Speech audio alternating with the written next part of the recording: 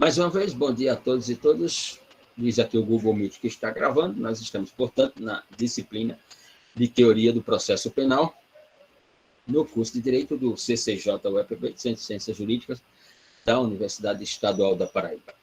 Não no nosso último encontro, porque o último encontro foi exatamente com o professor Rosmar Rodrigues Alencar, pela plataforma do YouTube no canal do NuPodJus, Núcleo para a Pesquisa dos Observadores do Direito, mas sim por aqui, no último encontro pelo Google Meet aqui, iniciamos, portanto, o programa de lições dessa disciplina com o tema do processo e do processo penal. Eu deixei uma reflexão.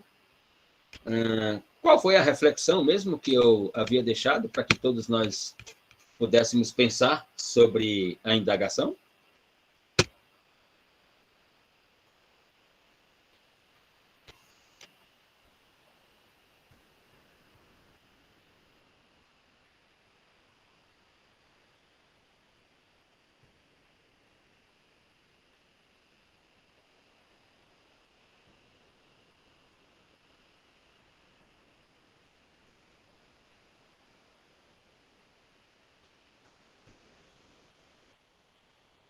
Não. Uhum. Sim, a indagação, como diz Elisa aqui, a indagação era sobre o que é o processo penal, como uma indagação inicial, uma indagação, o que é ou por que é, né, o que é ou por que, construída na filosofia dos valores por Immanuel Kant, que assim moldurou a ideia científica da modernidade, sempre perguntar por quê ou o quê, né? Então, à luz de uma obra ilustrativa sobre o processo que havíamos mencionado aqui e sugerido, inclusive, a leitura, né? O Processo, de Franz Kafka, Der Prozess, do escritor tcheco Franz Kafka, e que traduz, como pouquíssimas obras, o que é o processo, né? Eu diria que a ideia do conto de Kafka ela é extremamente mais realista do que qualquer obra de processo penal no campo do direito. E olhe que vou aqui apontar clássicos do processo penal, como, por exemplo, de Carnelucci até os processualistas contemporâneos, não observam uma obra tão esclarecedora sobre o que é o processo como a literatura de Franz Kafka com o personagem Joseph K., ou a realidade vivida por Joseph K. E por isso havia deixado a indagação para que todos refletissem sobre o que é o processo. Porque aquele ou aquela que tem uma ideia sobre o que é o processo nos estudos jurídicos processuais, e aí, aqui especificamente para o nosso caso, a ideia do processo penal, mas não significa que ela não valha, por exemplo, para o processo administrativo, para o processo do trabalho, para o processo civil, né? Mas como essa disciplina é uma disciplina de teoria do processo penal, obviamente que a indagação ela se restringe, portanto, ela é restritiva à interpretação da ideia do processo penal. Quem tem alguma ideia sobre o processo penal, né, de imediato logo perde a sua ideia sobre que o direito é um espaço para se construir justiça, né? Porque é improvável que o direito se construa ou que através do direito se construa a justiça. E por uma questão simples, porque o direito ele é inicialmente um direito material, né? Ou seja, um direito das normas. E o processo é uma hipótese imaterial, né, de que uma dessas estruturas normativas, de que uma dessas estruturas dogmáticas foi lesionada, foi ofendida, foi negada e, portanto, agora enseja-se um processo, né? Então, a busca por justiça não seria através do direito material, mas de um direito processual, que é onde se desenvolve, portanto, todos os atos, todas as ações, todos os procedimentos. E quem conhece um pouco de processo penal sabe muito bem de que não é através de um processo que se constrói justiça. Então, se você está num curso de direito e veio procurar justiça, você está definitivamente no lugar errado. Não é aqui que você vai encontrá-la, definitivamente. E não me refiro só volto a repetir, ao processo penal, mas sim a toda e qualquer categoria de processo existente na teoria do direito imaterial, digamos assim. Havíamos também deixado um texto, né, um texto de Francisco Campos, então ministro da Justiça, quando o Código de Processo Penal foi, portanto, publicado, foi, digamos assim, sancionado, e com a sua entrada em vigência, Francisco Campos escreve uma exposição de motivos. Portanto, vocês têm um texto que é da lavratura, portanto, das letras do então ministro da Justiça, e aquelas que leram o texto puderam ter uma ideia de qual era o pensamento do ministro da Justiça sobre a ideia de um processo penal na realidade brasileira. Né? Porque não nos esqueçamos, Pedro Lucas Veiga. Não entendi, Pedro. Caio, ainda não recebi esse texto. Caio, você não recebeu o texto?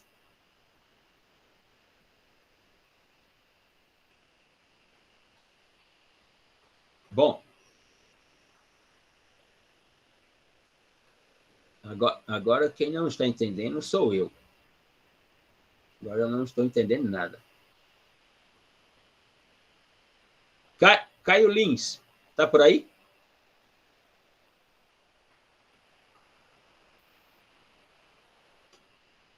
Estou sim, Luciano. Bom dia. Tem um pessoal aqui dizendo que não recebeu o texto. O texto eu publiquei no grupo da sala. Eu até mandei o print para o senhor, comprovando que tinha realmente postado. Isso, tanto foi. O plano da disciplina quanto o texto. Então, eu vou fazer o seguinte, eu vou deixar meu número aqui nos comentários, no chat aqui da aula, porque aí esse pessoal que não recebeu, certamente não está no grupo, fala comigo e aí eu coloco no grupo. Né? Muito bem. Bom, o procedimento aqui na disciplina vai ser sempre a exposição. Professor, vou pedir para que me adicione na sala. Você tem que falar com o Caio, porque não é comigo. Eu não uso o Classroom, e por um motivo que é uma questão de interpretação. Isso aqui é uma universidade pública, não existe esse negócio de Classroom. Já não existe no ensino remoto, né, que na minha interpretação é uma farsa, é uma das grandes farsas das tecnologias, essa ideia de ensino remoto. Mas isso é uma outra questão. A universidade tinha que se movimentar de qualquer jeito. E quando você tem... Aliás, a universidade está na função do direito. Né? O direito, quando aparece a demanda ao direito, ele tem que tomar uma decisão. Porque se ele não tomar uma decisão, não tem nenhum outro fenômeno que possa tomar uma decisão pelo direito, porque é uma questão jurídica. Então, só o direito pode tomar decisões sobre o direito, nenhum outro fenômeno. E a universidade, sobre ela, que é a sua matéria é ensino, só ela pode tomar essa decisão. E ela tem que tomar a decisão de ter ensino remoto de qualquer jeito. Mas que na nossa interpretação é uma grande farsa, não tenho dúvida alguma. Aliás, não só sou eu que estou falando isso, muita gente, e os dados das pesquisas sobre aprendizado em ensino remoto mostra que ele é uma grande farsa, essa categoria, que não pode ser o ensino principal, só pode ser um acessório utilizado vez ou outra, mas não como regra de um ensino superior. Mas eu peço para que entrem em contato aí com o Caio Lins Viana, que é o líder da turma, que é o representante da turma, e que ele coloque vocês na lista lá e recebam toda semana o texto correspondente à leitura, mesmo porque não todos os textos, obviamente, mas alguns deles serão utilizados na avaliação, exigidos para a avaliação. Já me reportei sobre como será a avaliação no primeiro encontro, mas quem tiver dúvida aqui pode levantar, eu responderei, mas isso já foi respondido. As aulas estão sendo postadas no canal do YouTube do NuPod Jus, pode reassistir a aula vai estar lá hospedada. O senhor perguntou também o que é direito penal, o qual, juntamente com o processo penal, abordam a aplicação das leis normativas e metodológicas por meio de estudo e da execução do Código Penal e Processo Penal. Exatamente. Sim, Ruth, perguntei isso também. Enfim, quem tiver dúvida pode levantar aqui no chat. As aulas... Professor, diga. Desculpa a interrupção. É que eu sou desblocado e entrei no ajuste, no ajuste. E aí eu não peguei essa primeira aula. E eu não sei se na aula que o senhor gravou, o senhor gravou essa parte da prova também. Então, o senhor pode Tá tudo repetir. gravado. Tá sim. Pronto. Então eu revejo a aula e... No caso, eu vejo a aula e tirar a dúvida. Obrigado. Claro.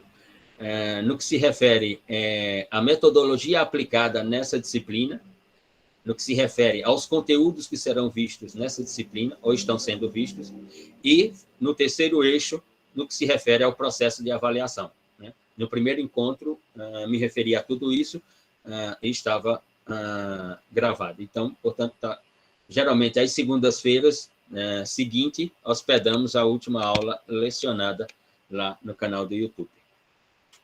Bom, como havia deixado essa indagação para que pudéssemos refletir sobre o que é o direito penal, que é uma pergunta da teoria da sociedade moderna, ou seja, daquele fenômeno no qual nós estamos inseridos nesse momento histórico, desde o final do século XIX até os dias atuais. É verdade que, por exemplo, acabei um evento agora da disciplina de criminologia com o professor Lélio Braga Calhau, e a sua posição é outra, é a ideia de uma sociedade pós-moderna, né? Mas, enfim, há uma divisão no pensamento sociológico, no pensamento da teoria política do mundo ocidental, se ainda estamos na modernidade ou na pós-modernidade, mas essa é uma outra questão. Interpreto que continuamos na modernidade, a estrutura do sistema é o mesmo, né? Ou seja, o sistema político é o mesmo, é da democracia representativa, o sistema econômico é o mesmo, é o capitalismo, e o sistema burocrático é o mesmo, é o jurídico, e, portanto, as estruturas da modernidade continuam as mesmas, e por isso sustento que ainda estamos na modernidade, ou naquilo que muitos autores chamam de modernidade contemporânea. E essa definição das estruturas, ela não é de Luciano Nascimento, mas sim de um dos grandes nomes de interpretação da sociedade moderna, jurista, cientista político, alemão, professor Max Weber. Muito bem.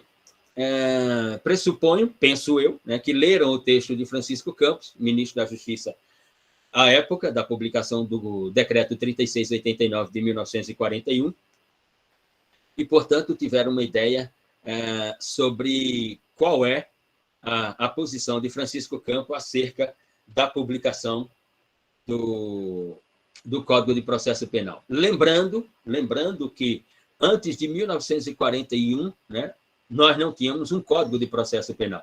Nós tínhamos uma lei, né, que estabelecia, digamos assim, uma reunião, ou um rol, ou uma sistematicidade de procedimentos no campo processual penal, no campo imaterial, portanto. Mas nós não tínhamos um Código de Processo Penal, né?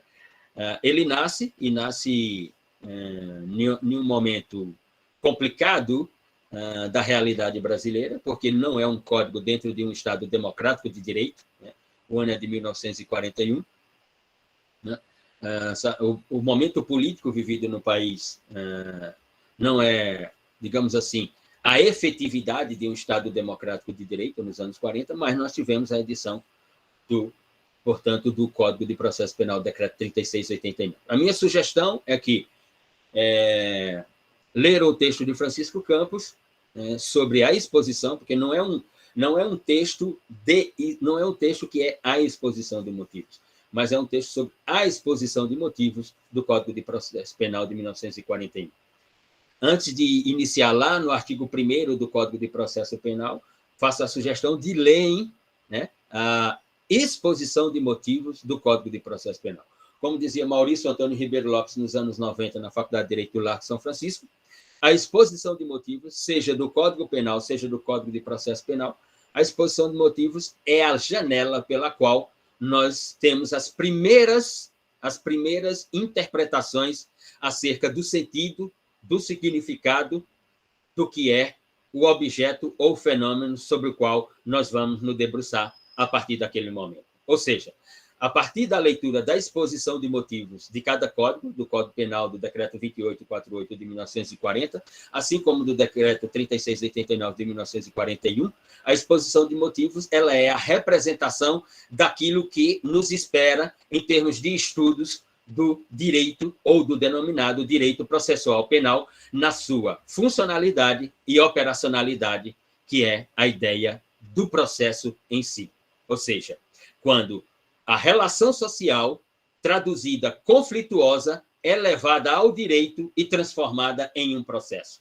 E a exposição de motivo, portanto, explica todo esse fenômeno do seu primeiro momento, ou seja, da investigação sobre um fato acontecido até a prolação de uma sentença que vai se traduzir condenatória ou absolutória, aqui especificamente no campo penal.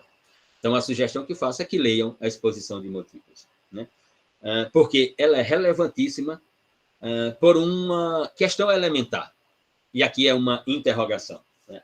Porque, como ponto final desse processo, o ponto final, mas não definitivamente final, mas, digamos assim, a primeira finalidade desse processo, ou seja, a primeira final dentre tantas outras finais que terão em matéria de processo, nós temos em seguida a prolação da sentença, que é a primeira final, digamos assim.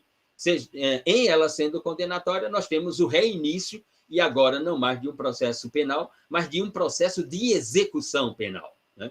Ou seja, já que alguém que respondeu ao processo penal agora está sob a égide de uma sentença, sob a égide de uma prolação de uma sentença penal condenatória. E, portanto, nessa prolação condenatória se estabelece a pena a ser cumprida. E se a pena é de reclusão ou de detenção, essa pessoa terá, portanto, a sua liberdade vetada a partir de então.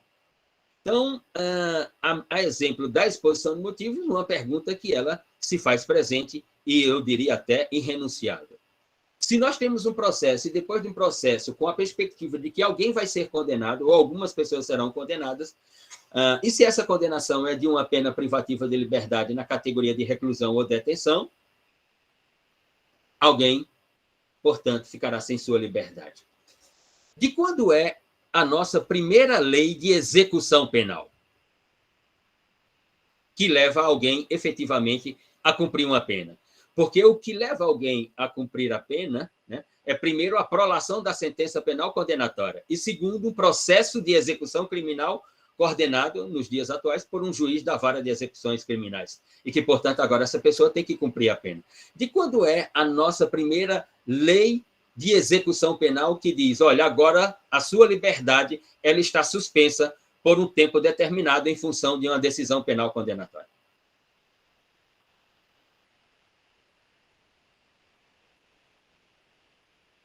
Exatamente, Kaline. A nossa lei ela é de 1984.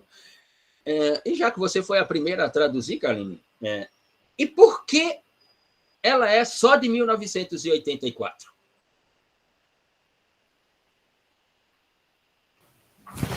Professor, é uma grande pergunta. Eu creio que no período, ainda a gente estava saindo do período militar, então havia um clamor popular por uma lei de execução penal, assim, não diretamente de execução penal, mas uma lei que regulasse isso. Uhum. Veja, de quando é o nosso primeiro Código Penal?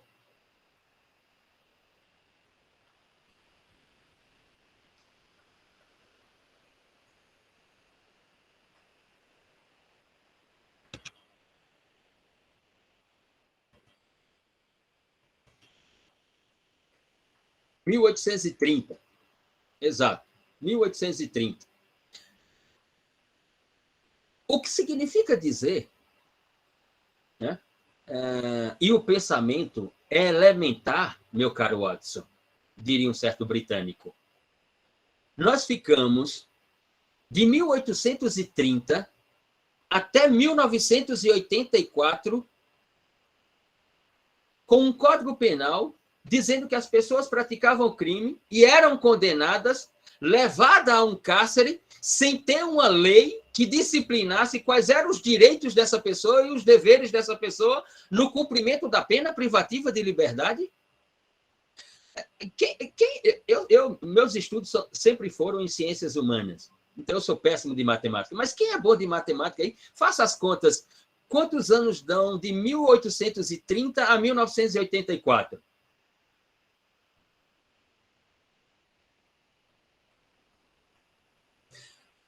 Exato, Caio, né? Então, 154 anos, um século e meio, condenando as pessoas e mandando as pessoas para onde, com base em qual lei? quando o Estado juiz, o magistrado, condenava alguém a 8 anos de reclusão, por exemplo. Aí o Estado juiz prolatava essa sentença, dizia que a pessoa estava condenada. E aí, então, depois disso, o que acontecia? Já que não tinha uma lei de execução penal. Aí vocês podem dizer, Luciano, o judiciário não tinha mais a responsabilidade a partir de então, e o poder executivo, fosse o crime federal, no caso, poder executivo da União, ou poder executivo dos estados da federação, a partir de então ali, prendia a pessoa, ou prendia a pessoa e jogava em um presídio estadual ou federal para cumprir aquilo que estava na sentença penal condenatória. Mas quais eram os direitos e os deveres dessa pessoa que agora não tinha mais a sua liberdade pelo período de 8 anos? Porque,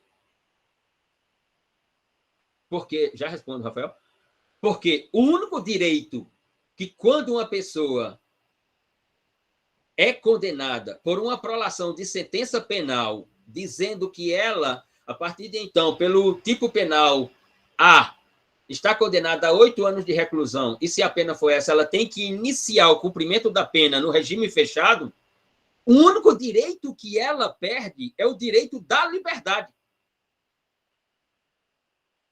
Ela não perde direito sobre a sua integridade física, ela não perde o direito sobre a sua liberdade de expressão, de pensamento, ela não perde o direito sobre a sua liberdade de voto, o seu dever ou direito cívico de voto.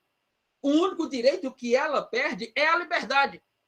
Mas como não tinha uma lei de execução penal durante 154 anos que disciplinasse quais eram os direitos daquela pessoa, que o único direito que ela havia perdido era o de liberdade, mas ela tinha todos os outros direitos agasalhados pela Constituição do Estado, e que, por outro lado, ela tinha uma série de deveres, como, por exemplo, bom comportamento no cumprimento da pena na unidade prisional, observar o regimento interno das unidades prisionais sob o comando de um diretor-geral daquela unidade prisional, o relacionamento com os demais apenados do corpo denominado cárcere.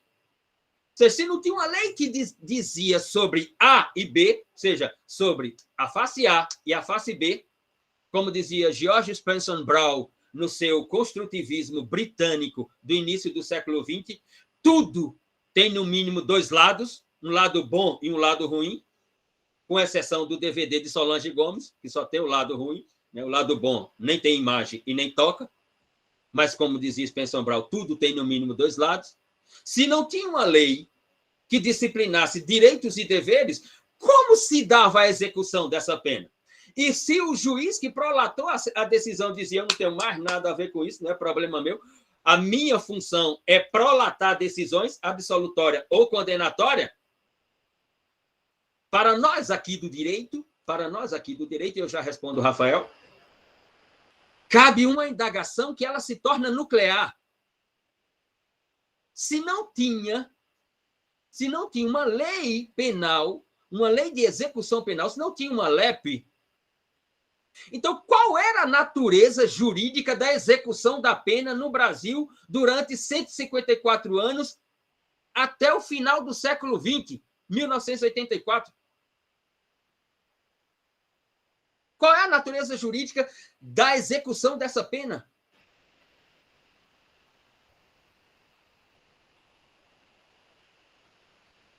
Para isso, faço a sugestão a todos e todas.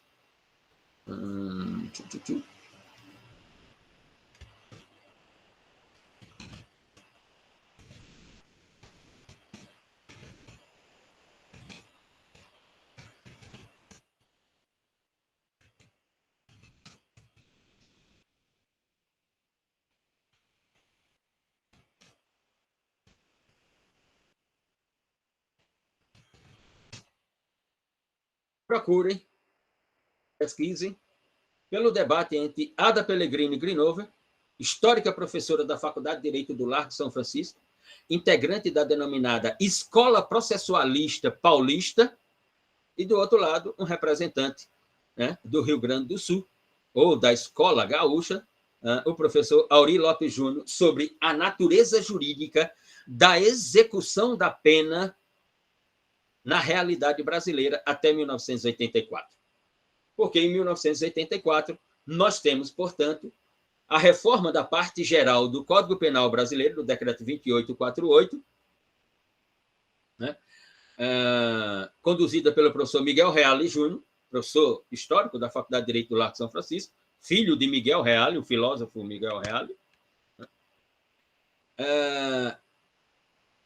Tivemos, portanto, a criação da Lei 7.209, que é a exposição de motivos do Código Penal brasileiro, e tivemos a edição da Lei 7.210, de 84, que é a Lei de Execução Penal. E que, finalmente, apareceu alguém no direito penal e no direito processual penal brasileiro e disse assim, na comissão conduzida por Miguel Reale Júnior, já observamos que nós não temos uma lei de execução penal nesse país desde 1830?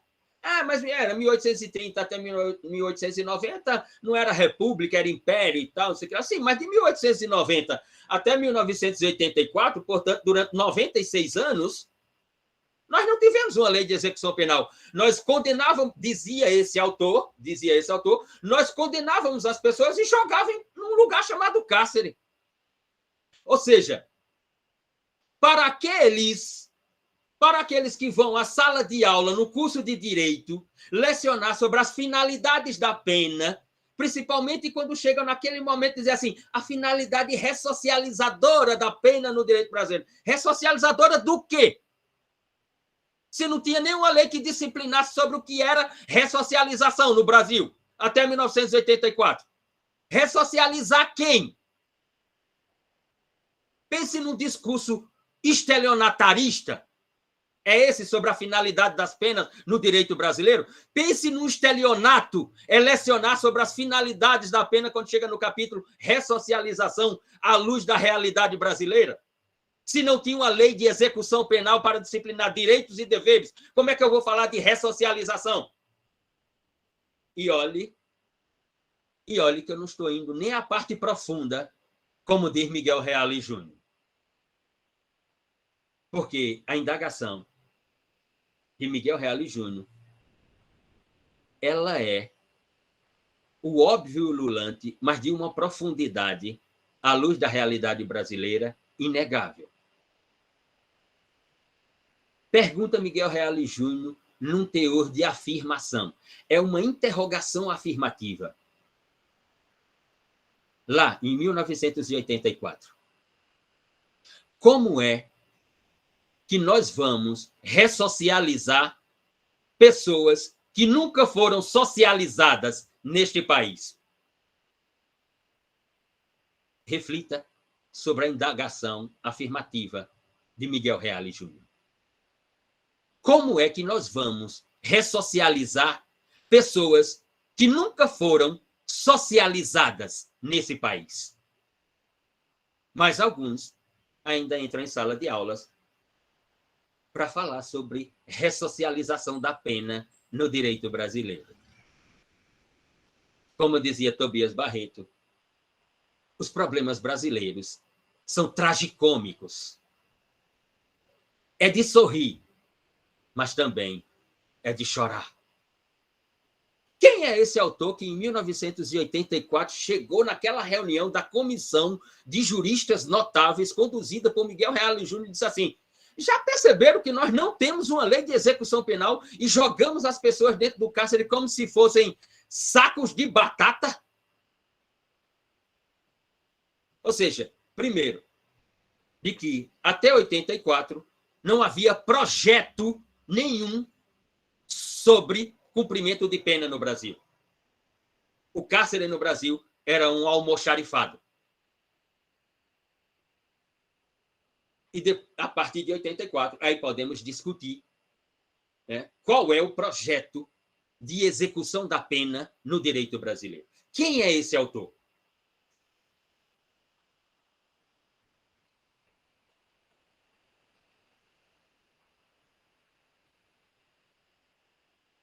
Alguém faz ideia aqui de quem é esse professor? Não, cara, Francisco Campos jamais teria uma ideia de execução da pena, a não ser que fosse a guilhotina, que para ele, a execução da pena, pelo texto dele, teria que ser a pena de morte.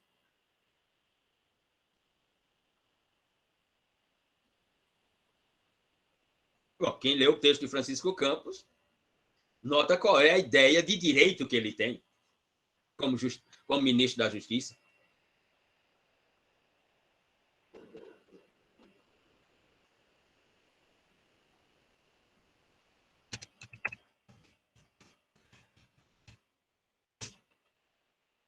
O professor é professor Aníbal Bruno. Outra pergunta: quem é Aníbal Bruno? Já ouviram falar em Aníbal Bruno?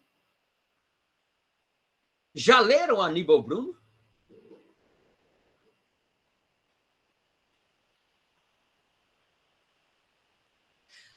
Já tiveram a disciplina de Direito Penal 2? Já sim, professor. Já passaram por ela? Em Direito Penal 2 se estuda o quê?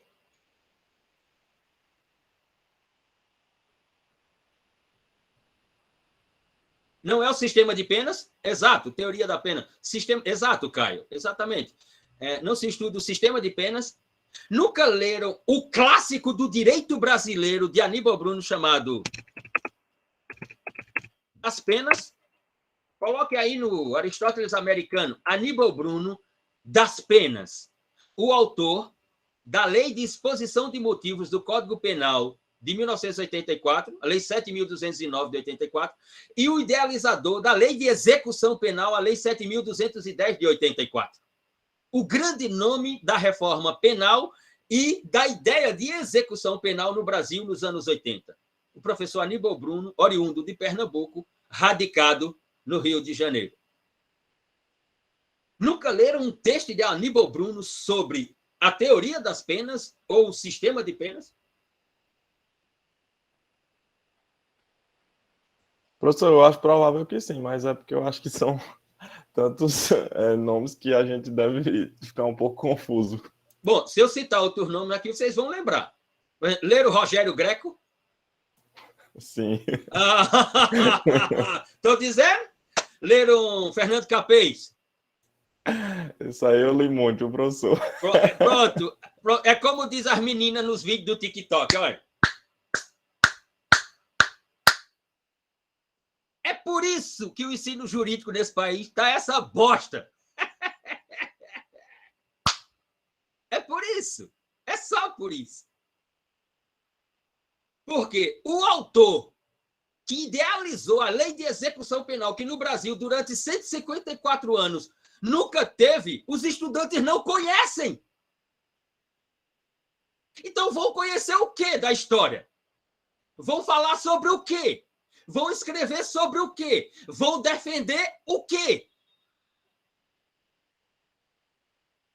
Porque não tenham dúvida, estudantes.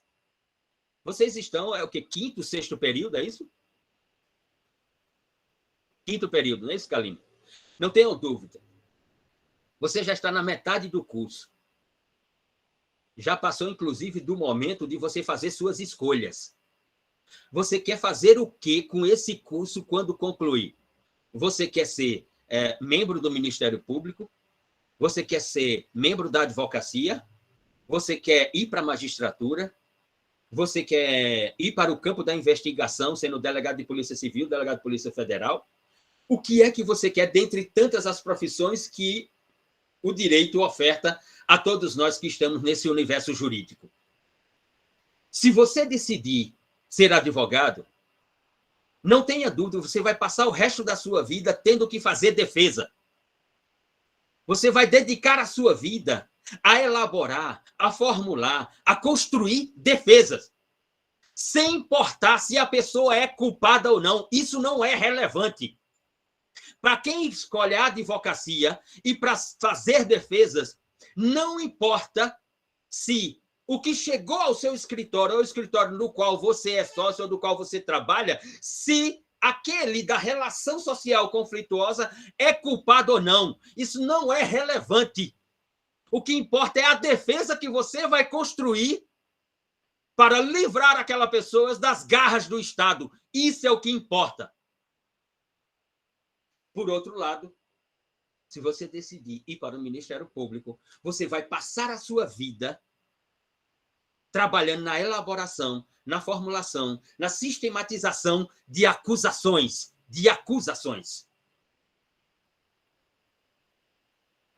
E se você vai ser juiz, e se você quer ser o Estado juiz, o prolator das decisões judiciais, você está aqui para aprender que você não é nem A e nem B.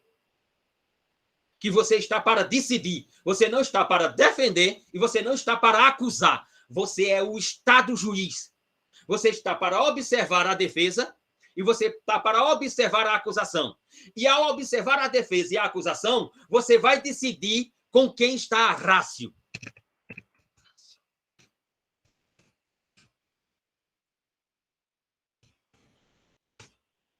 Com quem está a rácio? A rácio de júdice. Com quem? Com a defesa ou com a acusação? Se você vai dedicar todos os seus esforços para um concurso da magistratura. Se você vai ser advogado e vai dedicar seus esforços para o exame de ordem, não tenha dúvida. A sua função é construir defesa. Ah, Luciano, mas na comunicação com o acusado, a comunicação com o acusado, ela está sempre sob sigilo do profissional da defesa.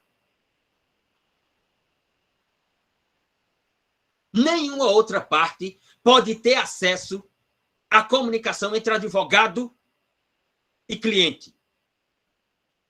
E parece que isso foi esquecido nesse país nos últimos anos. Principalmente pelo outro lado, chamado Ministério Público, e por aquele que não é nem o lado A, nem o lado B, chamado juiz.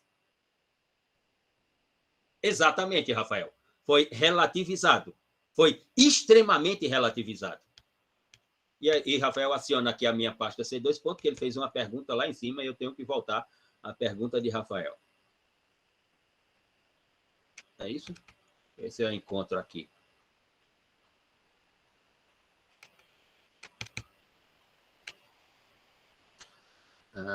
Rafael, aplicava-se subsidiariamente, aplicava-se o CPP subsidiariamente, exatamente.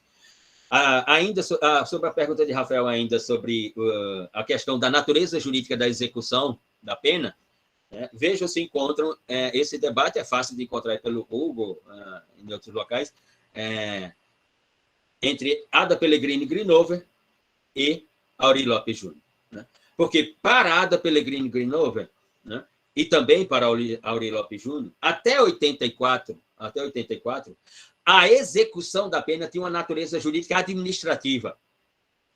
O juiz prolatava a sentença e, depois da prolação da sentença, a responsabilidade pela execução penal ou era da Secretaria de Segurança Pública dos Estados, né, ou do Ministério da Justiça, no caso da União.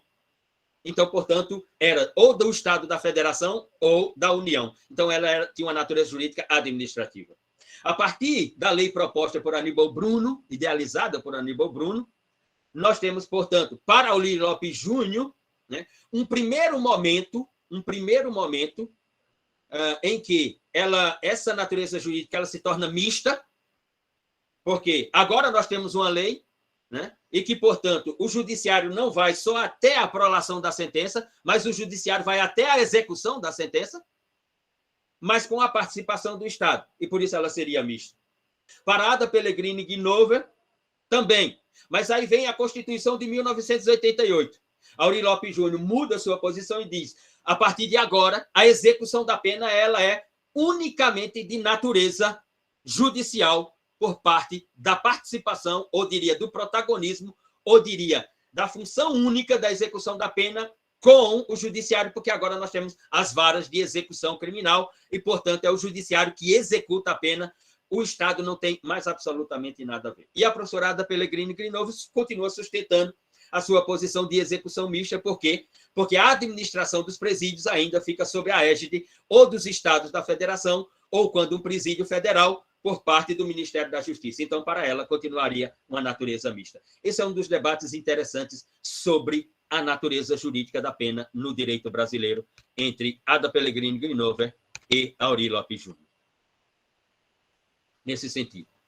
O debate é formato livro ou vídeo, professor? Não, é em texto. Ada Pellegrini escreve texto sobre a execução da pena e falando sobre a posição de Aury Lopes Júnior. Aury Lopes Júnior escreve textos sobre a pena, a execução da pena, a natureza jurídica, falando a posição de Ada Pellegrini de novo e a posição deles. E os dois ficam de texto em texto. Isso se encontra em textos, em artigos de periódico, mas, salvo engano, no curso de Direito Processual Penal de Aury Lopes Júnior, quando chega no capítulo da execução da pena, quando fala de execução da pena, ele toca ali nesse debate que realizou com a professora Ada Pellegrini Grinover. Muito bem. Nesse sentido, se você está aqui no curso de Direito, nessa área de Direito Penal, e você vai estar no mundo do Direito Penal, faça suas escolhas, porque nós estamos, ou vocês, já no meio do curso. O que é que você quer ser? E quando você decidir sobre o que é que você quer ser, tome as suas decisões. Ou seja, você vai passar o resto da sua vida, quando terminar esse curso, fazendo defesas. Você vai passar o resto da sua vida, quando terminar esse curso, elaborando sentenças e, portanto, decidindo com quem está a rácio, a razão. Ou você vai passar a sua vida observando essas duas construções argumentativas e prolatando decisão sobre elas e dizendo com quem está a razão? Ou você vai trabalhar no campo da investigação, da produção de prova sobre algo chamado fato delituoso e que ele vai ser reconstituído para a ideia de um processo. E, portanto, na ideia do processo, onde surgirão as acusações e as defesas e a decisão. Qual será o seu labor? Reflita sobre isso. Tome essa decisão, mas tome o mais cedo possível. Não deixe para tomar a decisão, né? Não deixe para tomar a decisão na prorrogação, né? Porque aí pode se traduzir um ato danoso para a sua carreira, digamos assim. Muito bem. Recomecemos da reflexão que deixamos no último encontro. Que é o processo penal? Para nós aqui, sem dúvida, o que interessa é a interrogação, o que é o processo penal? Mas a interrogação, o que é o processo penal, como primeira interrogação, não como a única. Porque depois, a interrogação mais relevante vai se tornar não o que é o processo penal, mas como é possível o processo penal. Como é possível o processo penal? E por que proponho essa saída metodológica da indagação de Kant, o que é o processo? E para quem não teve na última aula, mas que vai assistir, vai comprovar lá, Kant faz essas perguntas lá no seu livro Fundamentação da Metafísica dos Costumes, o que é o direito penal, o que é o processo penal, para sairmos, portanto, dessas indagações kantianas para chegarmos na indagação construtivista da modernidade contemporânea dos anos 60 para cá. Como é possível o direito?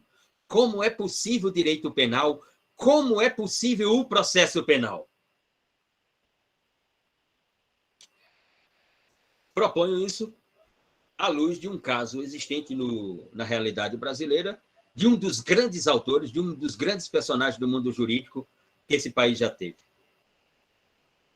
Eu me refiro a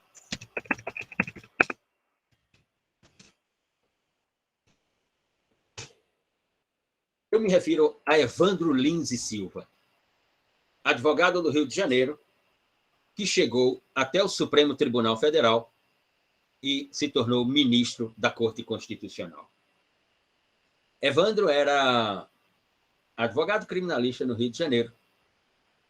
E certo dia a sua secretária bate à porta, entra a sala e diz: doutor Evandro, tem uma senhora para consulta, ela tem um caso jurídico, quer saber se o senhor pode ouvi-la para saber se o senhor assume o caso.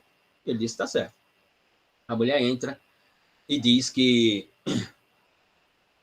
está ali porque seu filho está sendo acusado da conduta do artigo 213 da parte especial do Código Penal brasileiro. Ela está ali porque seu filho está sendo acusado de estupro.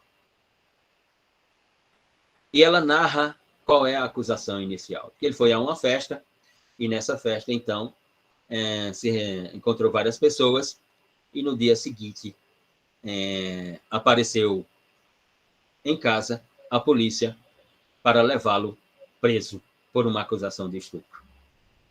Eita!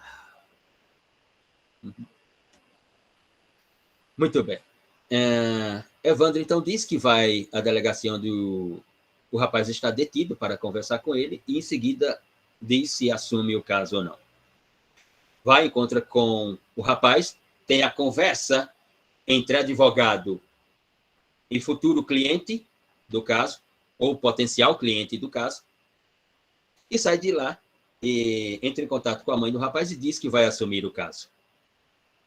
Volta a dizer, essa conversa entre advogado e cliente, ela está sob sigilo constitucional. Como eu acho que foi Rafael aqui que se referiu, a relativização desse sigilo é uma ofensa não ao direito processual penal. Ela é uma ofensa ao processo civilizatório da sociedade moderna ocidental. Ela é muito mais do que direito. E ele assume o caso, elabora a defesa, e a sentença prolatada é de absolvição. Meses depois, Evandro Lins e Silva está lá no seu escritório. A secretária bate a porta e diz, doutor, aquele rapaz, aquele jovem que o senhor defendeu, ele está aí fora, diz que quer uma consulta com o senhor. E Evandro diz, está certo, peça para ele entrar. O rapaz entra e Evandro, então, diz, o que acontecera, jovem? Se envolveu em outra questão criminal, como diria Eugênio Raul Zaffaroni, em outra questão criminal? Me refiro a isso, como diz Eugênio Raul Zaffaroni, que esse é um livro de criminologia de Eugênio Raul Zaffaroni, A Questão Criminal, uma reunião de crônicas sobre fatos delituosos, ou supostos fatos delituosos, escrita por Zaffaroni para um jornal em Buenos Aires chamado Página 12, que não existe mais. Não existe mais a coluna de Zaffaroni. O jornal existe. E o rapaz diz, não, doutor, não me envolvi em nenhuma outra questão criminal. Eu só vim conversar com o senhor porque, né, à época, o senhor conseguiu minha absolvição e tudo mais. E eu mal agradeci ao senhor e tal. Mas de lá para cá eu tenho refletido bastante. E estou aqui para dizer que, sobre o meu caso, que o senhor conseguiu a absolvição, eu tenho que dizer ao senhor que eu sou culpado. A relação sexual aconteceu com aquela jovem sem o consentimento dela, como diz o artigo 213. Ou seja, se há consentimento, não há violação sexual. Ou seja, ter ou manter conjunção carnal ou qualquer outro ato libidinoso com alguém com consentimento não configura, não consuma o artigo 213. Sem o consentimento, consuma-se o artigo 213 da parte especial do Código Penal brasileiro. Significa dizer, por outras expressões, que, para todos nós, aprendamos, a realidade do direito não é uma realidade sociológica. A realidade do direito não é uma realidade cultural. A realidade do direito não é uma realidade das relações sociais ou da cultura ou dos costumes. A realidade do direito é uma realidade comunicativo-jurídica. É o que você constrói como comunicação jurídica. E que, quando decidido por um juiz, essa é a realidade do direito.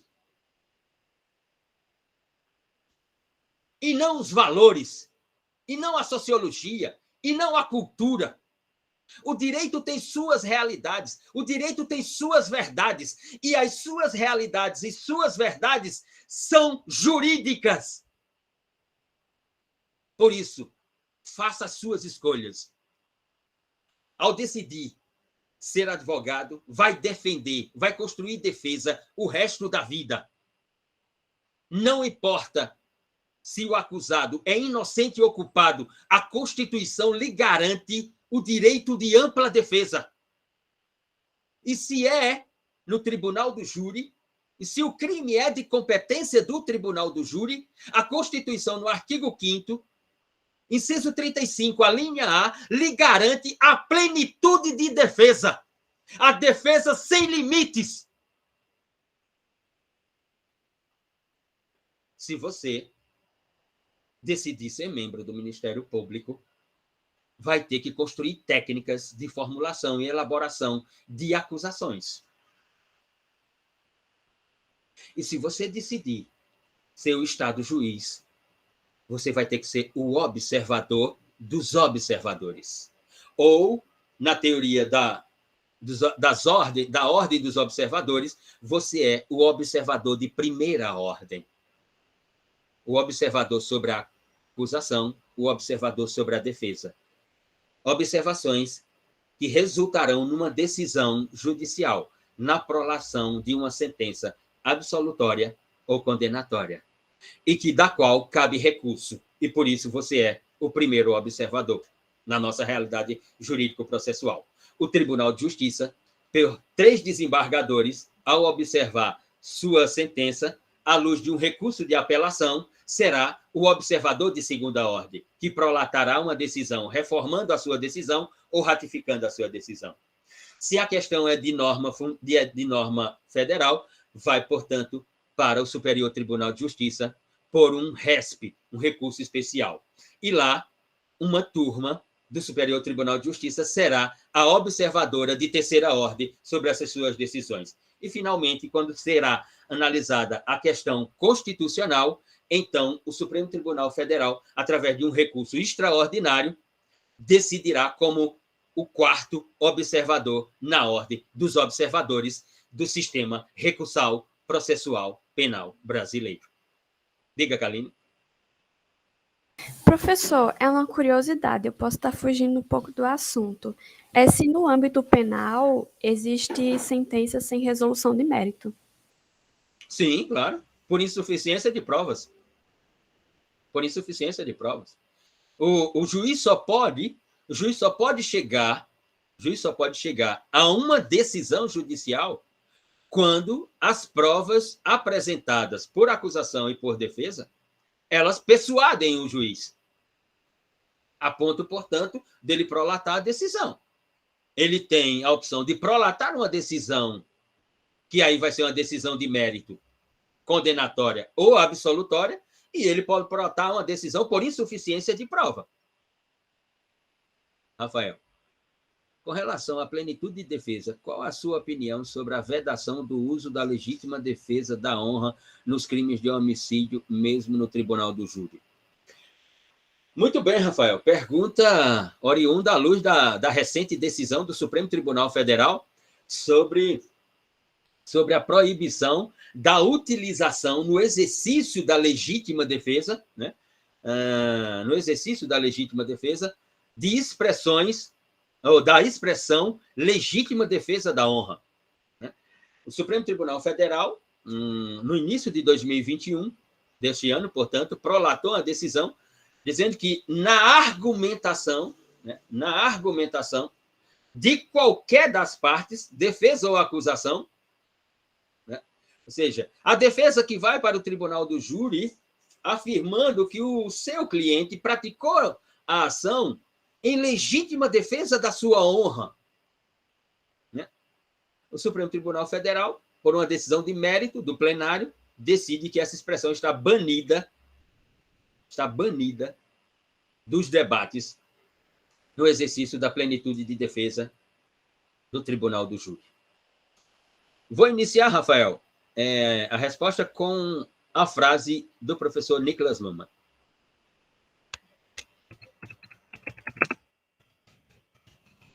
Abre aspas. Vou colocar aqui.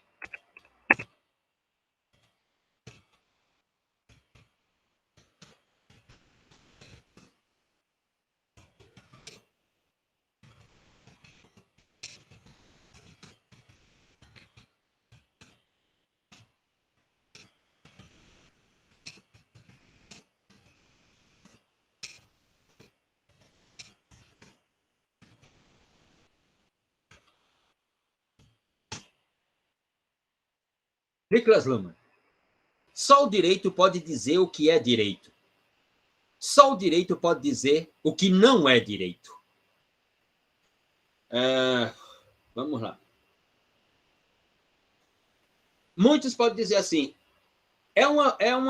um cerceamento, né? É um cerceamento ao exercício da plenitude de defesa no tribunal do júri. É um cerceamento, porque agora no tribunal do júri, o advogado não pode arguir que o seu cliente deu 3 tiros na mulher, num caso de traição, para defender a sua honra.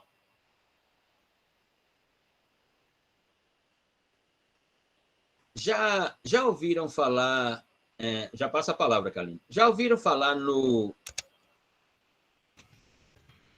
conceito de mulher honesta? Desculpa. Já ouviram falar do conceito de mulher honesta no direito penal?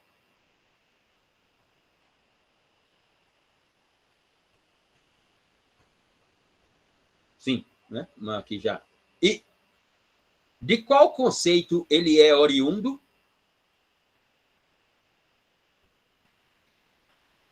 O conceito de mulher honesta, que estava no Código de 1940, no Decreto 2848, até os anos de 2010, portanto, do século XX, ele é oriundo de outro conceito.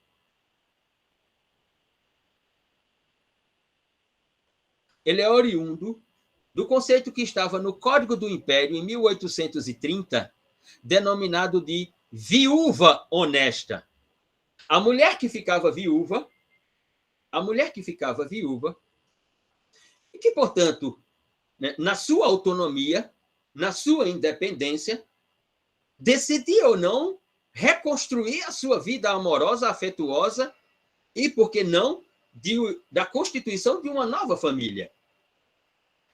Portanto, essa mulher, que agora era viúva, se ela aceitasse um convite de um pretendente para ir a um café, para ir a um restaurante e, portanto, iniciar uma comunicação sociológica com interesses de relação amorosa, e se dias depois ela, ou semanas depois, ou meses depois, ela aceitasse de outro homem também para escutar as suas propostas, ela já não preenchia mais o conceito de viúva honesta. Ou seja, se ela tivesse vários pretendentes e tivesse que decidir sobre quais os pretendentes, se ela era atraída por um deles ou por nenhum deles, mas aceitasse o convite para ir no local público com Augusto numa semana, com Roberto na outra, com Luciano na terceira, ela não preenchia mais, à luz do direito penal do Código Imperial, o conceito de mulher honesta, ou de viúva honesta. Esse conceito de viúva honesta foi transportado para o conceito de mulher honesta. Que qual é o conceito de mulher honesta? E que aparece sempre à luz quando nós temos um assassinato de uma mulher que ganha a vida com o seu corpo, que se sustenta com o seu corpo, que recebe a nomenclatura de prostituta, que tem um assassinato, alguém assassina essa mulher, e aí diz assim, mas ela não era uma mulher honesta, ela era uma mulher da vida. O assassinato é um crime contra a vida, não contra a biografia de alguém. Não se comete um crime contra a biografia de alguém matando alguém. Se comete um crime sobre a memória de alguém no campo dos crimes contra a honra, não no campo do assassinato. Mas sobre essas duas questões, o direito brasileiro, como diz na linguagem popular, passou pano para isso durante décadas e décadas. Mas agora, na ideia do homicídio passional,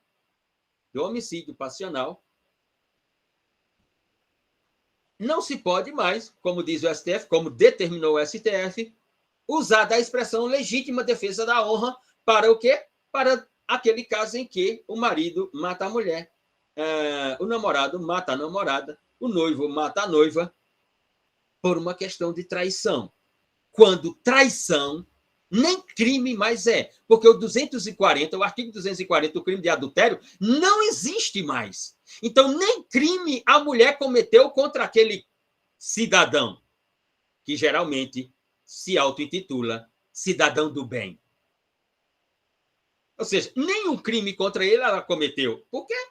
Porque não existe mais o crime de adultério. Desde o início dos anos 2000, desde a primeira década, melhor dizendo, dos anos 2000, não existe mais o crime de adultério. Então, Rafael, para responder a sua questão objetivamente, sou totalmente favorável à decisão do STF, no sentido de que ela coloca fim a uma cultura linguística na realidade do direito que não deveria existir em momento algum. Mas, como eu disse, o direito constrói as suas realidades. Quando o direito dizia que podia prolatar essa frase na plenitude de defesa do tribunal do júri, era direito.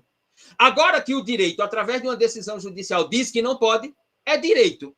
Como disse o professor Nicolas Luma, só o direito pode dizer o que é direito. Agora, eu penso que a questão é mais do que jurídica.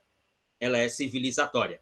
A decisão do Supremo Tribunal Federal, ela põe fim a uma mancha linguístico-comunicativa, cognitiva, da argumentação jurídica no exercício da plenitude de defesa no tribunal do júri.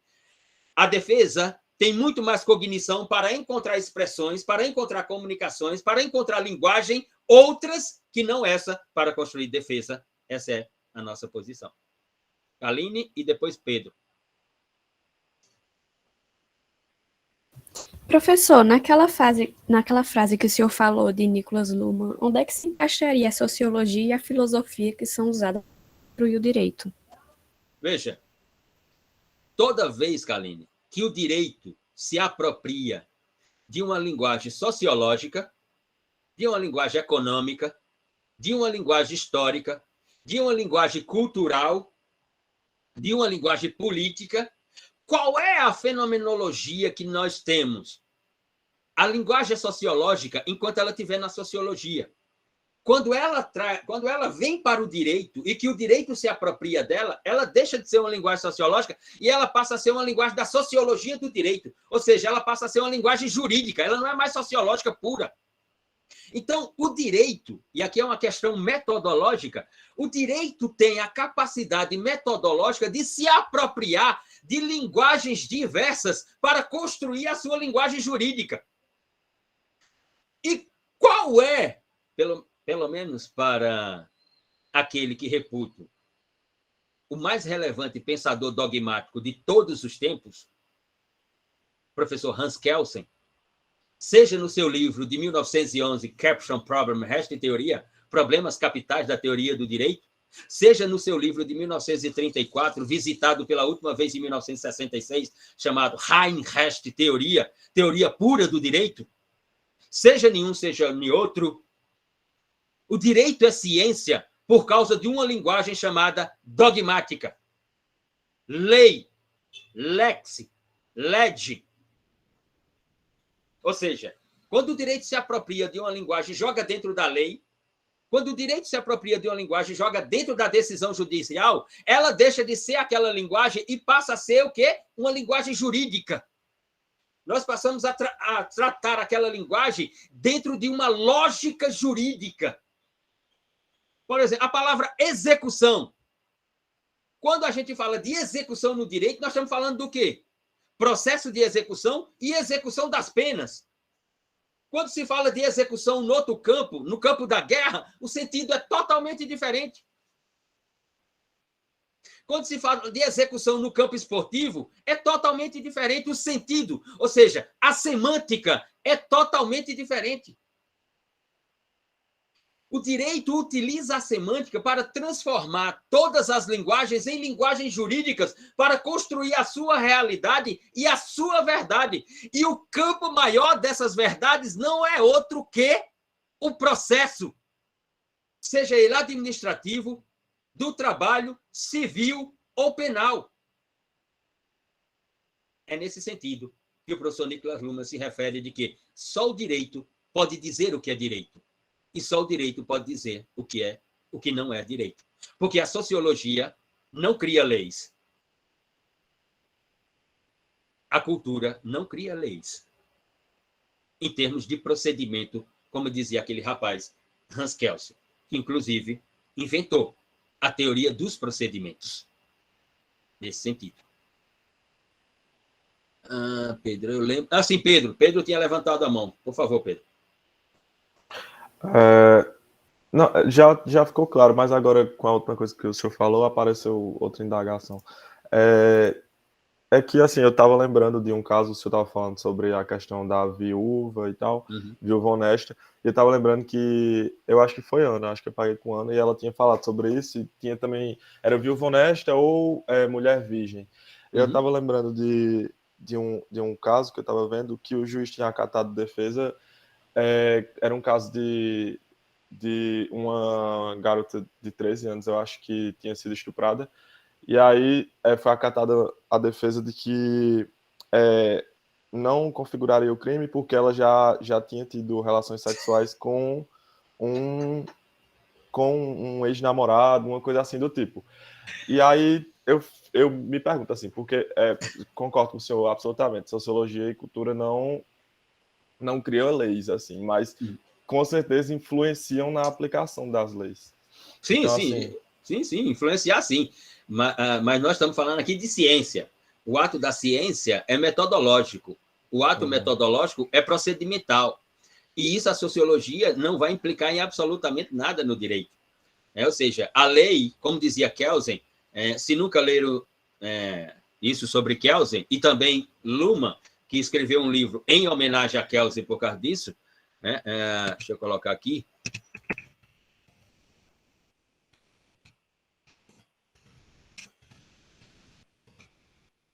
Leiam de Kelsen, Teoria da Legitimidade pelo Procedimento. Para a lei ser lei, por isso que ele vai dizer que a dogmática é a ciência do direito, para a lei ser lei, ela tem que cumprir as fases da sua autocriação pelo processo legislativo.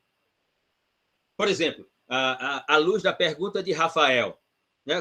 Luciano, qual é a tua posição sobre essa decisão do STF? Sobre essa decisão do STF, eu sou favorável. Sobre outra decisão do STF, que a questão é tão crucial quanto essa, eu sou totalmente contrário. E vou me referir a ela agora, à luz da teoria da legitimidade pelo procedimento. Porque Kelsen vai dizer assim, a lei não é uma questão de justiça ou injustiça. Quando nós olhamos para a lei, não há sentido tratar ou observar a lei pelos olhares da justiça ou injustiça. A lei tem que ser observada pelos olhares da validez ou invalidez para a aplicação da norma. Ou seja, a norma é válida no ordenamento jurídico, ela tem que ser aplicada. A norma não é válida no ordenamento jurídico, ela não pode ser aplicada. Exemplo. Nos anos 90, nós tivemos um presidente, vocês não eram nascidos, eu penso que não havia nem projeto para vocês nascerem, Mas em 1990, a eleição foi em 1989, eu estava saindo da infância e ingressando na adolescência, em 1989, com meus 12, com os meus 11 para 12 anos, então 12 anos completo criança, 13 já ingressa na adolescência.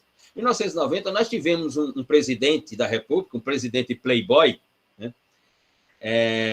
gostava muito de andar com cabelo no gel, uns ternos impecáveis, sem um vinco no terno, sapato bico fino, gostava de final de semana ficar no jet ski, gostava de pegar um avião da FAB para fazer voo, etc. e tal, enquanto a economia estava esfacelada, enquanto a fome cobria o país, enquanto o Brasil tinha um número de estudantes universitários menor do que o da Bolívia, mas o que importava era estar de jet ski, em avião e não sei o que lá. Parece que esse período foi reeditado, Estamos vivendo os anos 90 de novo no Brasil. Esse presidente chamou o seu ministro da Justiça e pediu para ele criar uns tipos penais por medida provisória.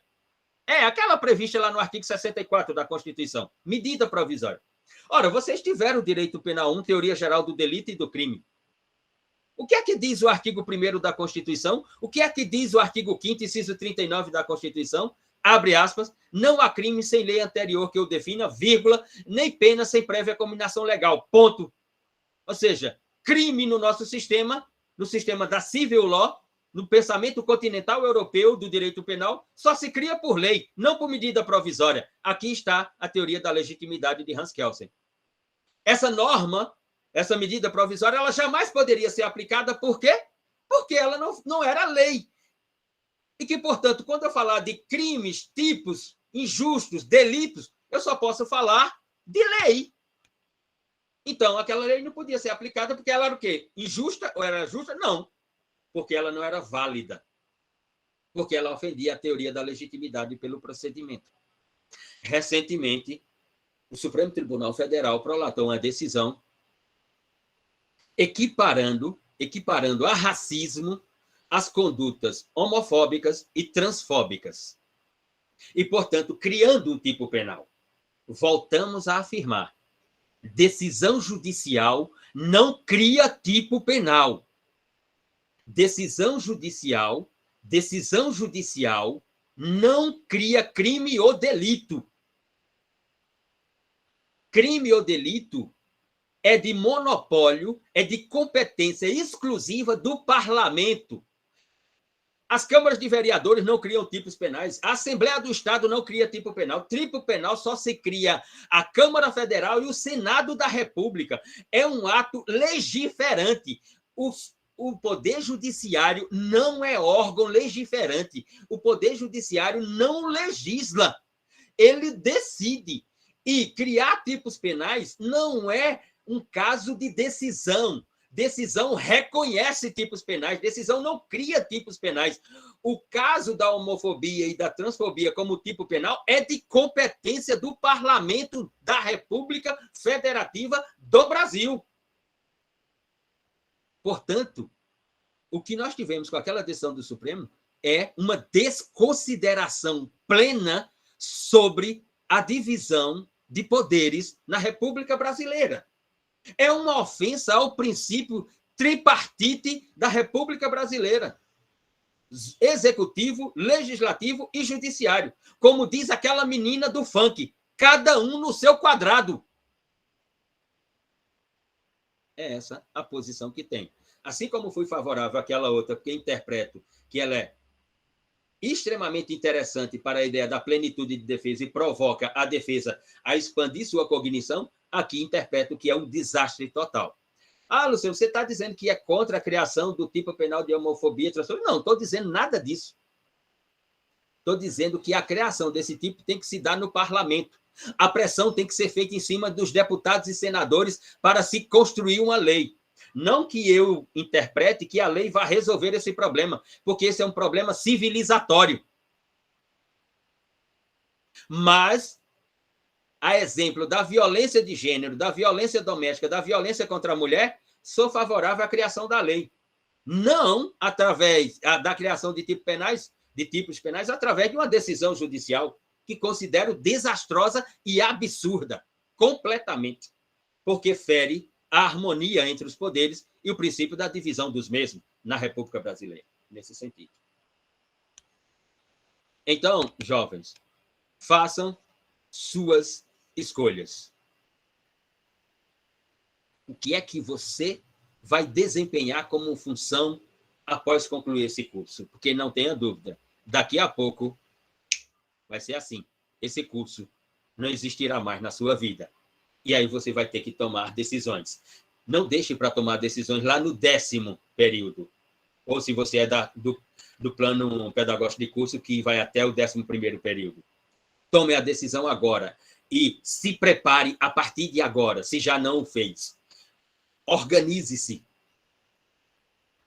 E vá passo a passo. Diga, Pedro.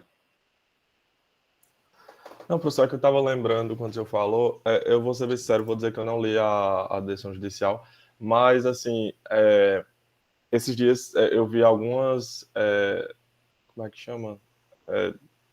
Enfim, notícia e tal, falando sobre que o STF tinha equiparado a injúria racial a crime de racismo e agora era imprescritível e tal, baseado enfim, na Constituição, que diz que a prática do racismo constitui crime inafiançável, enfim. E aí eu queria perguntar o que é que o senhor acha sobre isso. Veja, sobre a questão do racismo, nós temos um problema. Eu não chamaria nem de problema, porque não sou do pensamento iluminista, liberal, moderno, burguês, né? Eu chamaria de complexidade. Nós temos uma complexidade sociológica e cultural difícil de ser organizada, e nós temos uma complexidade normativa, dogmática, que ela precisa ser revista. Vou me referir às duas. Primeiro, a sociológica e cultural. Por que aqui num país como o Brasil existe racismo? Ora, ou como é possível o racismo no Brasil? Um país que teve 388 anos de escravidão, então você pode imaginar, e de escravidão como a estrutura econômica da nação. Ou seja, o que era produzido de riqueza nesse país durante 380 anos era produzido por seres humanos que não eram considerados seres humanos.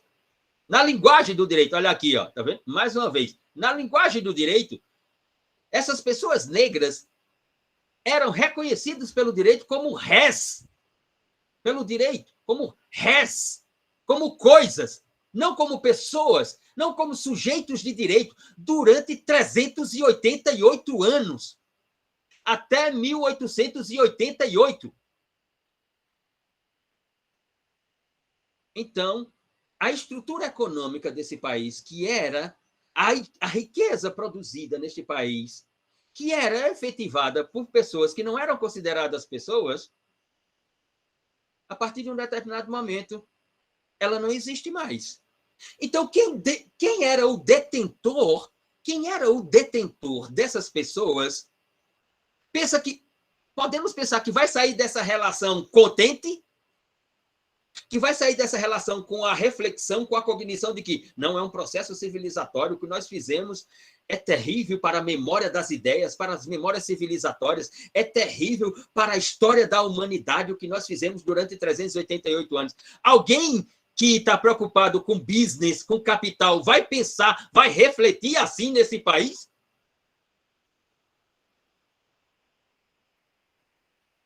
Quem não conhece, leia a história de Luiz Gama e os 217 escravizados.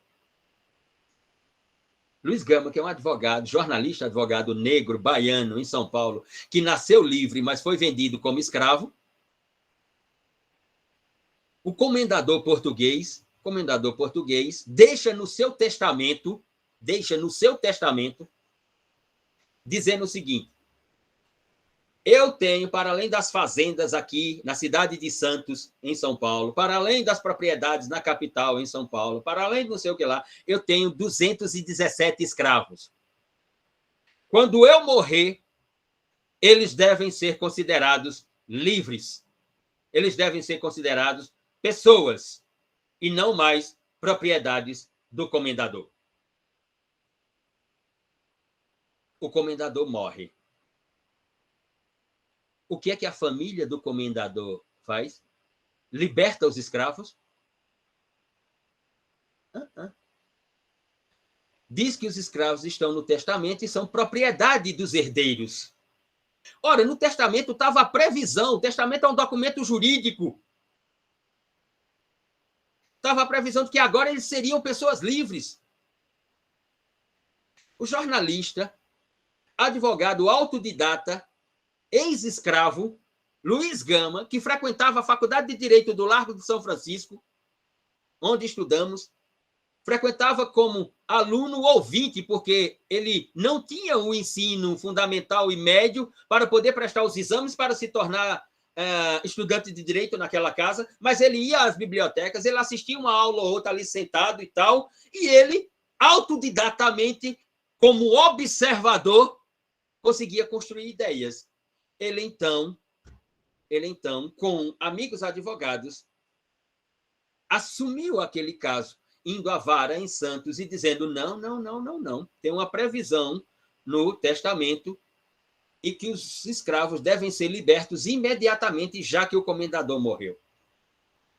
Sabe quem era o advogado do outro lado, Pedro? O advogado da família de escravos? É a estética desse país, o paradoxo. Esse país é paradoxal.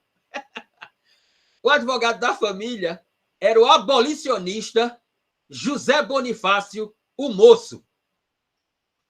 Quem nunca leu nada sobre José Bonifácio, coloque aí, José Bonifácio. Vai conhecê-lo como o constitucionalista. José Bonifácio, o Moço. Lá na praça, em São Paulo, ali vizinho Viaduto do Chá, na Praça Patriarca, tem uma imagem gigante de José Bonifácio, o Moço, o abolicionista, que defendeu a família herdeira do testamento do comendador português, que queria manter os 217 escravos como propriedade dela. Esse país sempre vai ter racismo. Essa complexidade é difícil ser organizada. São 388 anos. E do outro lado, Pedro, a estrutura normativa. A lei que nós temos de 89, o conceito de racismo no Brasil precisa ser reformulado. O conceito normativo, o conceito dogmático de racismo no direito brasileiro precisa ser reformulado urgentemente. Aquela norma de 89, o conceito que ela traz é totalmente abstrato. Deixa margem para 300 interpretações. Então, obviamente, que a ideia da autuação e da punibilidade, ela se torna relativa.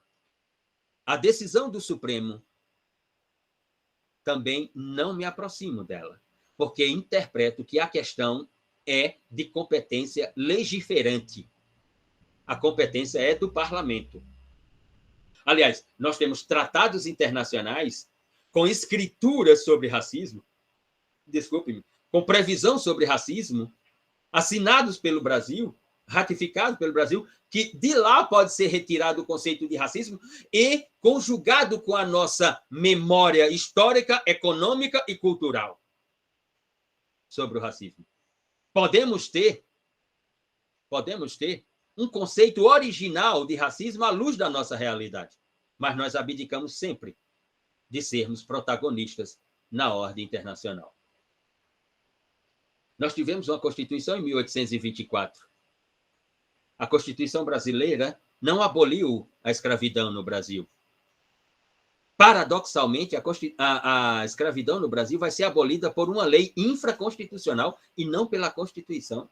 Não foi nem pela uma emenda à Constituição. Em 1888, 89. Ou seja, de 1824 a 1888, nós tivemos no Brasil a vigência de um Estado constitucional escravagista. Assim como os americanos, por 96 anos, tiveram, na sua realidade jurídica, né, na terra da liberdade, um Estado constitucional escravagista, porque não nos esqueçamos. A primeira Constituição escrita do mundo ocidental, a Constituição Americana de 1787, ela não abole a escravidão na América do Norte. A escravidão nos Estados Unidos vai ser abolida 96 anos depois, com a 13ª emenda de Abraham Lincoln. Os americanos, portanto, eles é quem inauguram a constitucionalidade escravagista nas Américas. E o Brasil segue, como sempre, né? Tudo que vem da América é maravilha para nós. Quem nunca assistiu, assista o documentário que tem na Netflix, chamado 13ª Emenda. Dê lá uma olhada. Vão conhecer um pouco da realidade sociológica, política, econômica e constitucionalista americana, que não é lá essa beleza toda. Não nos esqueçamos que até 1966, na América, haviam leis segregacionistas em que negros não podiam morar em determinados bairros. Negros só podiam morar em determinadas localidades da cidade. de que pessoas negras não poderiam entrar em determinados cafés, não frequentavam determinados restaurantes, que as pessoas negras, ao entrarem no transporte público, só podiam sentar nas últimas cadeiras. As primeiras cadeiras eram para a população branca. Isso até 1966, na terra da liberdade, na terra das oportunidades, na terra do sonho americano. Sim, do sonho americano para quem? Cara pálida. Do sonho americano para quem? Cara pálida. Repetimos. Só sabe o que é ser negro quem nasceu negro. Branco falando sobre o que é negro não tem legitimidade. Nenhuma legitimidade. Essa é a nossa posição, Pedro. Não pode ser por decisão judicial. De maneira alguma. A pressão tem que ser no parlamento. A questão é de legitimidade por procedimento. E, naquela pergunta de Caliane, sobre sociologia, do direito, sobre pensamentos outros que trazem a linguagem, essa ideia de que só o direito pode dizer o que é direito e com a linguagem jurídica apropriada de todos os outros campos do saber, não foi Hans Kelsen que inaugurou, não foi Niklas Luhmann que inaugurou. Quem inaugurou essa teoria do procedimento foi simplesmente um autor brasileiro que muitos de vocês aqui, ou a maioria desse curso de Direito no CCJ, nunca leu e provavelmente nunca vai ler. Eu estou me referindo a Tobias Barreto. Quando, num texto do século XIX, de 1878, 1880, 1881, Tobias Barreto dizia o seguinte, abre aspas, a linguagem do direito cheira a mofo. A linguagem do direito parece aquele sofá velho que nós temos na sala, que nós sabemos que ele precisa ser trocado, né, ou vendido, ou seja, ele precisa ser reformado ou vendido, porque ele já cheira a mofo. Ponto. A linguagem no direito, no próximo século, dizia Tobias Barreto, ela precisará se apropriar das linguagens de outros saberes para trazer para o direito, para continuar fazendo do direito o direito, com outras linguagens, só que agora jurídicas. Quem inventou isso foi um menino saído do interior de Sergipe, mulato, que frequentava a Faculdade de Direito do Recife, a única faculdade científica do direito neste país em toda a sua história. Porque uma é a Faculdade de Direito do Recife de 1827 a 1864. Outra é a partir de fevereiro de 1864, quando aquele menino, vindo do interior de Sergipe, que aos 20 anos falava 5 línguas, que aos 25 anos vai estar falando 6 línguas, dentre elas Sprachdeutsch, alemão, e em alemão ele era autodidata, lia, falava e escrevia em alemão, tanto que fundou um jornal escrito em alemão só por ele. A partir de fevereiro de 1864, aquela faculdade é outra, bem diferente, quando ele começa a apresentar os seus textos. E, por isso, ele é considerado o inventor do culturalismo jurídico no Brasil. O primeiro texto jurídico de exportação para a Europa é de sua autoria, e não de nenhum mané desses que fica escrevendo manual de direito para os estudantes comprarem e eles ficarem ricos. Quem inaugurou isso foi um brasileiro, que aos 15 anos falava, escrevia e lia em latim, e aos 15 anos era professor de latim. Só para termos uma ideia. Muito bem, vamos à nossa indagação. O que é o processo penal? Alguém gostaria aqui de ofertar um conceito de processo penal com as próprias palavras, usando a sua cognição? Talvez personificação não seja a palavra certa. a materialização do direito de punir do Estado. Mais alguém?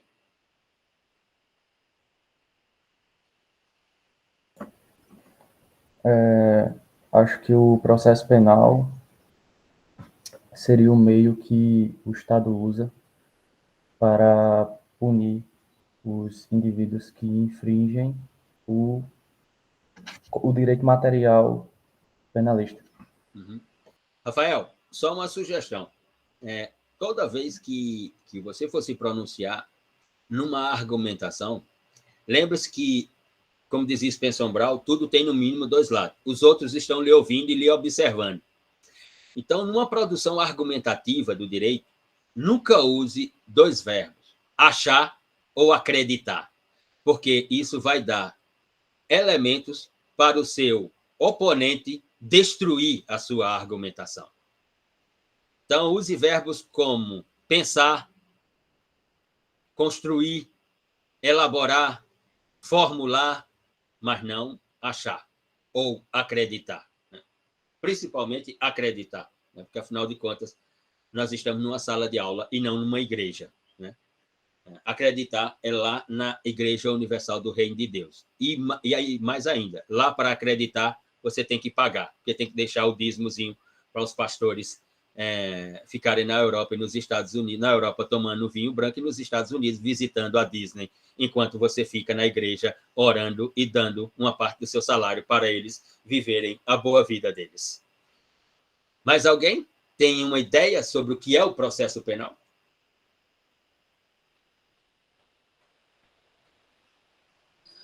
Professor. Quem é? Caio. Eu entendo o processo penal como sendo o caminho, né, a série de protocolos, de procedimentos que o Estado tem que seguir necessariamente, ele precisa passar por aquela série de regras para aplicar o direito que tem de punir os sujeitos que delinquem, né, que fogem do que é estabelecido como uma conduta saudável para a coesão social e que, portanto, o descumprimento dessa conduta, a conduta contrária a essa conduta que é qualificada como saudável para a sociedade é tipificada como crime e, por isso, a incorrência nessa conduta garante ao Estado o direito de punir, segundo a punição que também é estabelecido, combinado lá junto ao crime. E para que esse direito de punir aconteça, o Estado precisa se submeter a uma série de regras, de procedimentos, o que se chama de devido processo legal, para que faça seu direito valer, né? Sim, Caio.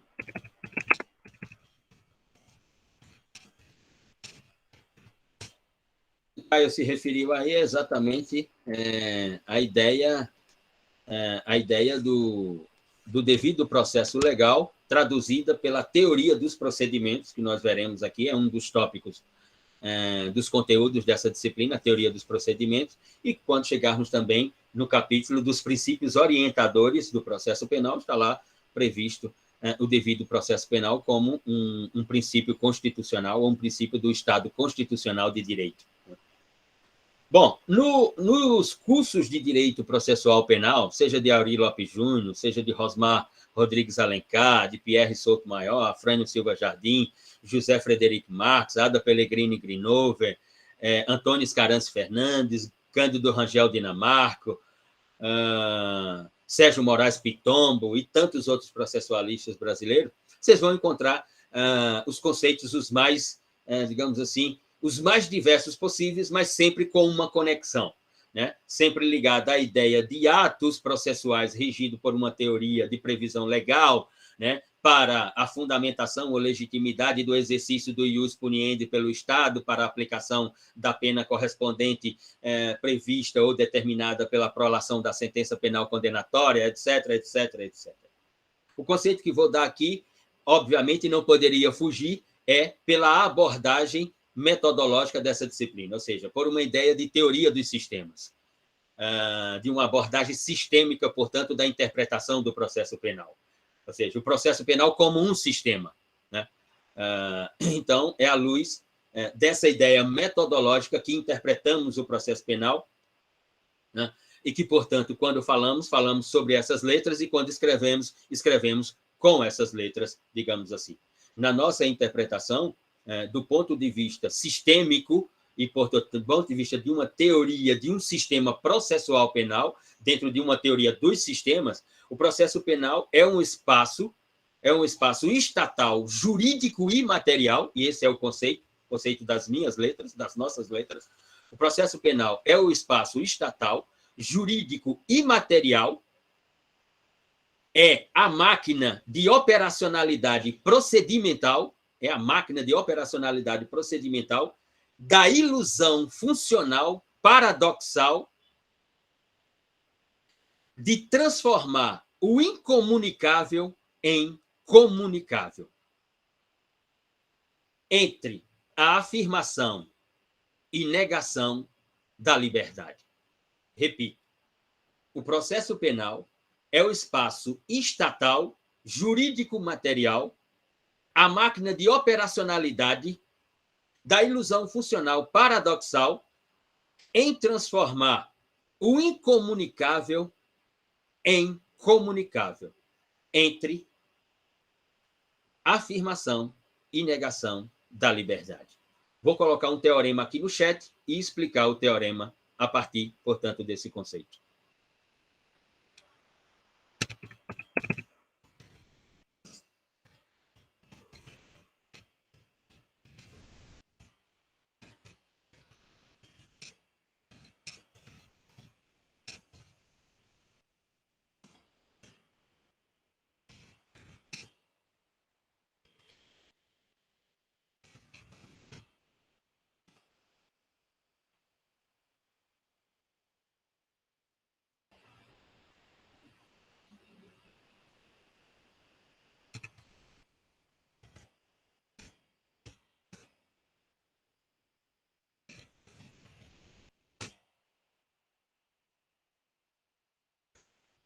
Não há processo sem a argumentação sobre um fato e uma lei. Para que haja processo, originariamente, faz-se necessário que tenha ocorrido um fato. De que natureza é esse fato? Não importa. Importa é se esse fato, se olhares sobre esse fato, são lançados através de uma lógica jurídica. Esse fato é um homicídio. Isso tem um corpo, uma morte é um homicídio. Já foi um homicídio. Sim, é um homicídio o quê? É um homicídio simples? É um homicídio qualificado? É um homicídio culposo? Qual é o homicídio que é? Ele é um homicídio simples, doloso. Doloso é... De que categoria de dolo? O dolo é simples também? É um dolo específico? É um dolo eventual? Qual é o dolo nesse homicídio? Não era dolo, não. Ele é um homicídio culposo. É um homicídio culposo. Ou seja, é preciso um fato. Significa dizer que a partir dos fatos, ou a partir do fato, surgem as argumentações. A argumentação é o instrumento pelo qual o direito vai construir a verdade sobre o fato, para decidir como justiça, o que dá origem ao processo. Justiça aqui, interpretada nas palavras de Caio Lins Viana. Procedimento. Investigação, com ou sem inquérito, investigação pela Polícia Judiciária, Polícia Civil, Polícia Federal, investigação pelo Ministério Público, conclusão da investigação, teve produção de provas, enviada ao Ministério Público, membro do Ministério Público interpreta que há subsídio suficiente para oferecimento da denúncia, oferece a denúncia, o juiz, o Estado juiz, decide se recebe a denúncia ou não recebe a denúncia, defere a denúncia ou indefere a denúncia, ou se toma uma decisão baixando os autos para novas diligências, requerendo investigações, o que é outra complexidade que vamos debater aqui nessa disciplina. O juiz pode fazer isso? Ah, tem uma previsão legal, Luciano, então ele pode. Mas o juiz não é parte? O juiz é parte? O juiz não é o Estado juiz, ele tem que olhar, ele tem que decidir se há elemento ou não há. Se não há, não tem processo. Se há, tem processo. E aí, abre vista, abre prazo para a defesa. E aí a defesa vai fazer o seu trabalho. Enfim. O processo é essa máquina paradoxal que eu me referi. Por que ela é uma máquina? Por que o processo é uma máquina paradoxal nas palavras que utilizamos? Porque o processo vai lidar com algo que não existe mais. O processo é uma forma de comunicação imaterial jurídica. Ou seja, o processo é uma comunicação jurídica imaterial do direito. Sobre o quê? Sobre algo chamado fato que não existe mais. Ou seja, se é sobre algo que não existe mais, é algo incomunicável. Então, o processo aparece para transformar o que é incomunicável em comunicação jurídico-processual penal, no nosso caso aqui, que pode ser administrativo, do trabalho ou civil. O processo lidar com algo que não existe mais. Algo que não pode ser comunicado. Mas nessa máquina chamada processo penal, o que era incomunicável, o processo transforma em comunicação jurídica de natureza processual e material. Por isso que como dizia Tobias Barreto, os problemas brasileiros são tragicômicos. Nesse caso aqui é universal. Por isso que eu dou risada, né, quando vejo reportagens de reconstituição do crime. Reconstituição do quê? Crime de homicídio, reconstituição. Como reconstituição do crime de homicídio? A vítima está morta. Como é que vai reconstituir? Quer dizer, então, ressuscitaram a vítima, foi? Aí disseram assim, olha, você é a vítima, né? Como é que aconteceu? Como é que você chegou ao resultado causa-morte? Ah, Luciano chegou aqui, me deu 2 tiros, porque eu falei mal de não sei o quê. Ele me deu 2 tiros, eu morri. Foi assim? Ora, isso é incomunicável. Aí a reconstituição torna o fato comunicável. É uma comédia! É pura comédia! Como diz Carnelucci lá, nas misérias do processo penal, no seu livro Misérias do Processo Penal. Quem nunca leu, faça a sugestão, dê uma olhadinha aí, veja se consegue em PDF pelo Aristóteles americano, também conhecido como Google, baixe, faça o download lá, né? E dê uma lida. Ao transformar o que é incomunicável em comunicável, o Estado juiz que conduz o processo tem que tomar uma decisão. E a decisão que ele vai tomar é dentro de um código binário. Porque agora tem uma verdade sendo construída. E aí, quando os autos vai para conclusão, a verdade já está concluída. Ela é traduzida na prolação da sentença. E a sentença se dá em um código binário. A afirmação ou negação da liberdade daquele que, ora, foi investigado, ora foi indiciado, ora foi réu e que está prestes a ser condenado ou absolvido. Se o Estado juiz toma a decisão por absolvição, ele afirma a liberdade. Se o Estado juiz toma a decisão pela condenação, ele nega a liberdade. O Estado juiz pode tomar a decisão por interpretar que não há provas suficientes para uma prolação de sentença penal condenatória ou absolutória.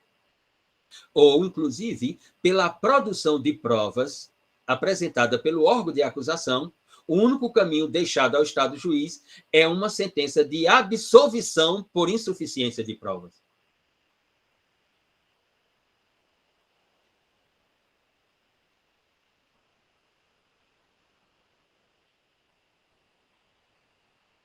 vou ler aqui, para concluirmos por hoje, a tradução desse conceito. A tradução desse conceito construtivista funcional. Manchete da Folha de São Paulo. Trabalhador rural preso por 7 meses, preso por 7 anos, é libertado. Homem foi libertado pelo Supremo Tribunal Federal após a Folha de São Paulo mostrar o caso de condenação com base em delação desmentida. Após passar 7 anos preso sem provas, o trabalhador rural José Aparecido Alves Filho custou a acreditar que realmente seria solto nessa sexta-feira.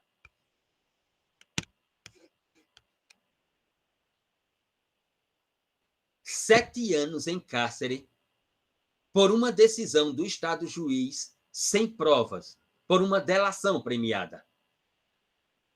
A Folha de São Paulo, que faz a investigação do caso com um repórter, mostra que a delação depois foi desmentida pelo próprio delator. Mas aí a pessoa já estava cumprindo pena e durante 7 anos ficou encarcerada. Pergunta para refletirmos para a aula de amanhã, encontro de amanhã. Qual é a verdade do direito? O direito constrói justiça? Repito, qual é a verdade do direito? O direito constrói justiça? É essa a justiça do direito? É essa a verdade do direito? É, a verdade do direito é essa. A justiça do direito também é essa.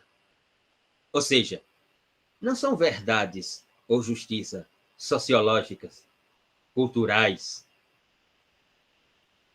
São verdades jurídicas, construídas por aqueles que estão nesse universo chamado direito.